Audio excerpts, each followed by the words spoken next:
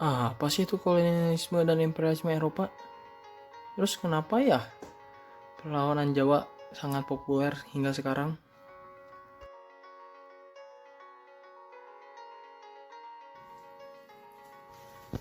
Kamu siapa? Tenang, saya akan membantu kamu untuk mendapatkan jawabannya. Kolonialisme merupakan suatu paham mengenai penguasaan wilayah atau negara oleh bangsa lain dengan maksud untuk memperluas wilayah kekuasaan bangsa tersebut. Sementara itu, imperialisme adalah sistem politik yang bertujuan menjajah negara lain untuk mendapatkan kekuasaan dan keuntungan yang lebih besar. Kolonialisme dan imperialisme berkembang sejak abad ke-15 oleh bangsa Eropa ke berbagai wilayah, termasuk Indonesia.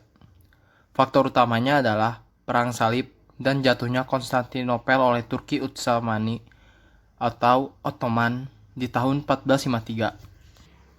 Rempah-rempah juga menjadi alasan lain bagi bangsa ini untuk melakukan penjajahan mengingat harganya yang tinggi di pasar Eropa. Mereka ingin memperoleh keuntungan dan kekayaan sebanyak mungkin. Mereka juga memiliki ambisi 3G, yaitu Gold, Glory, dan Gospel. Gold berarti mencari keuntungan dengan mengumpulkan bahan dan barang berharga. Glory berarti menyebarkan kekuasaan seluas-luasnya. Sementara, Gospel berarti penyebaran agama yang dianut bangsa barat saat itu, yaitu Katolik. Bangsa barat yang mendatangi Indonesia rupanya tidak hanya Belanda. Di tahun 1511, Portugis mendarat di Malaka. Spanyol juga mendatangi Indonesia di tahun 1521 dan mendarat di Maluku. Barulah Belanda mengikuti di tahun 1595 dan mendarat di Banten. Kolonialisme dan imperialisme di Indonesia bermula dari bangsa Portugis. Ekspedisi yang mereka lakukan pertama kali dipimpin oleh Vasco da Gama. Mengikuti jejak da Gama, Afonso de Albuquerque melaksanakan ekspedisi lanjutan. Ia dan krunya berhasil mencapai Malaka. Sementara itu, ekspedisi Belanda dipimpin oleh Cornelis de Houtman. Ketika tiba di Banten, ia dan krunya disambut baik oleh Sultan Abdul Mufakir Mahmud Abdul Qadir. Tapi Belanda berniat untuk memonopoli pasar di sana, hingga akhirnya mereka diusir. Belanda kembali lagi di tahun 1598 dengan tujuan berdagang, tapi mereka menyebar dari Banten hingga ke Maluku, dan pada akhirnya Belanda melakukan kolonialisme di Indonesia. Nah teman-teman, tadi kan kita udah bahas nih imperialisme dan kolonialisme Eropa. Nah, sekarang kita akan bahas perlawanan rakyat Jawa. Yuk, kita lanjutin.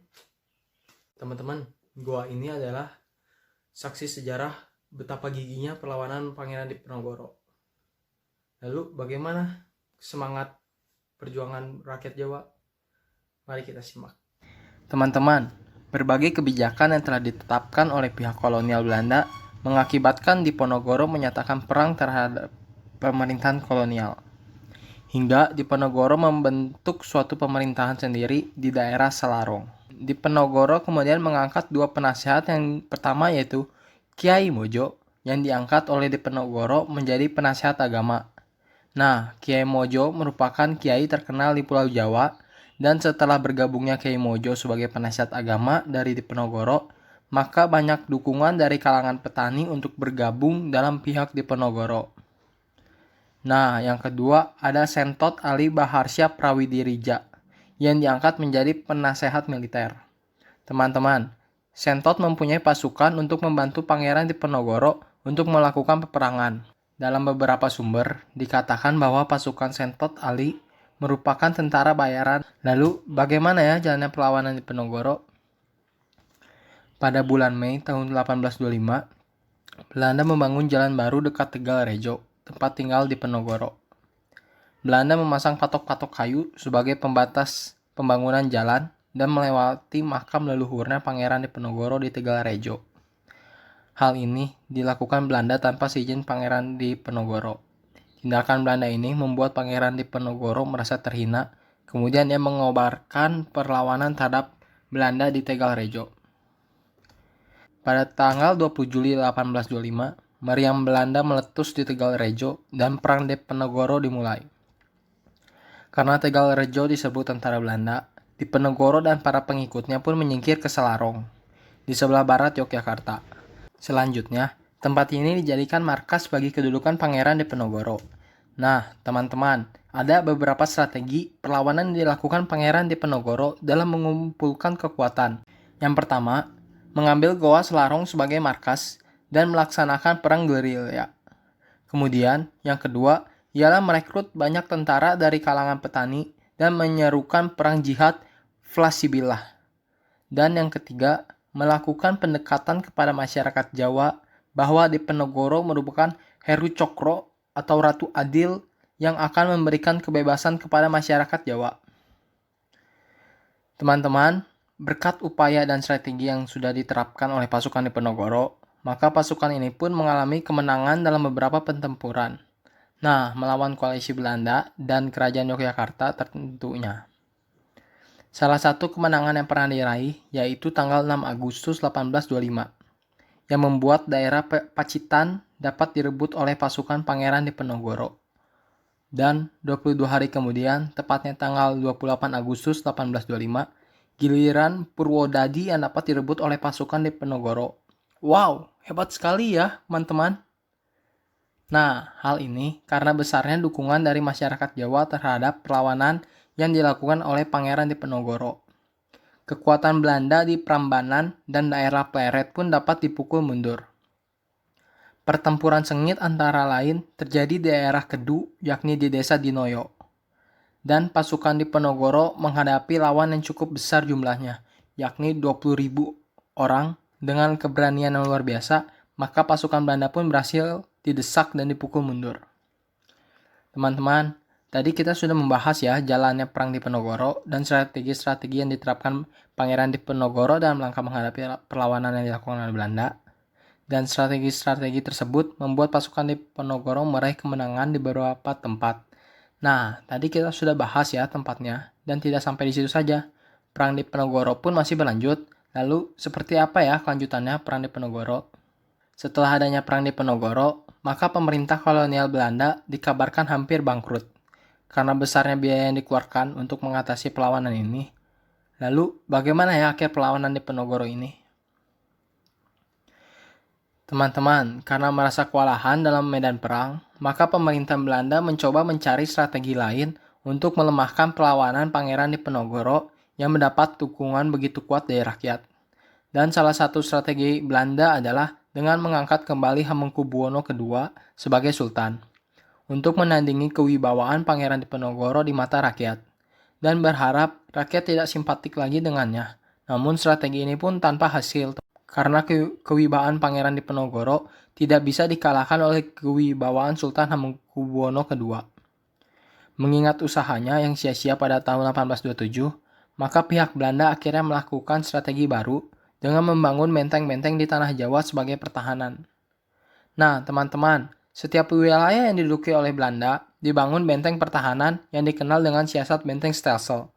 Dan di antara benteng-benteng tersebut, maka dibangun jalan yang menjadi penghubung, serta pasukan gerak cepat yang memutus garis komando, serta ruang gerak dari Pangeran Diponegoro.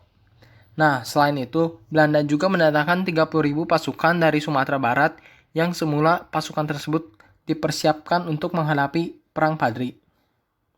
Nah, siasat ini terbukti efektif sehingga kegiatan pasukan Diponegoro dapat dibatasi antara Kaliprogo dan Borogoto, dan gerakan pasukan Pangeran Diponegoro pun semakin sempit.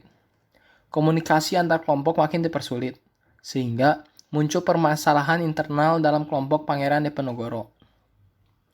Teman-teman, penyebab melemahnya kekuatan pasukan Diponegoro karena adanya perpecahan yang terjadi dalam internal kubu Pangeran Diponegoro. Nah, saat itu, Sentot Ali tidak setuju dengan serangkaian perang gerilya yang dilakukan oleh pasukan Diponegoro. Nah, selain itu juga, Kiai Mojo mempermasalahkan mengenai pengangkatan Diponegoro sebagai Ratu Adil. Kiai Mojo juga tidak setuju melakukan perekrutan tentara di wilayah Jawa Tengah. Teman-teman, strategi yang diterapkan Jenderal de Kock yakni benteng Stelsel ternyata menguras kas Hindia Belanda. Dan teknik Pangeran Diponegoro yang menerapkan strategi perang gerilya memaksa Belanda untuk mengeluarkan biaya dan tenaga lebih. Hingga pada akhirnya, perlawanan ini mampu dilumpuhkan dengan siasat tipu daya, yaitu pura-pura mengajak Pangeran Diponegoro untuk berunding. Tapi apa yang terjadi? Ternyata Pangeran Diponegoro justru ditangkap pada 28 Maret 1830. Kemudian ia ditawan di Semarang lalu dibawa ke Batavia. Selanjutnya, pada tanggal 3 Mei 1830, Pangeran Diponegoro dipindahkan lagi ke Manado. Dan di tahun 1834, pengasingannya dipindahkan lagi ke Makassar, sampai beliau wafat pada usia ke-70 tahun, tepatnya pada tanggal 8 Januari 1855. Teman-teman, dalam perang Diponegoro ini, Belanda mengalami kerugian yang sangat banyak, baik dalam bidang finansial maupun nyawa. Sekitar 20 juta gulden habis dalam perang ini, dan 8.000 tentara dari golongan Belanda tewas, dan 7.000 tentara Belanda dari golongan pribumi pun tewas. Dan masih ada kerugian infrastruktur lain seperti jembatan, jalan raya, serta gedung yang mengalami kerusakan akibat perang ini.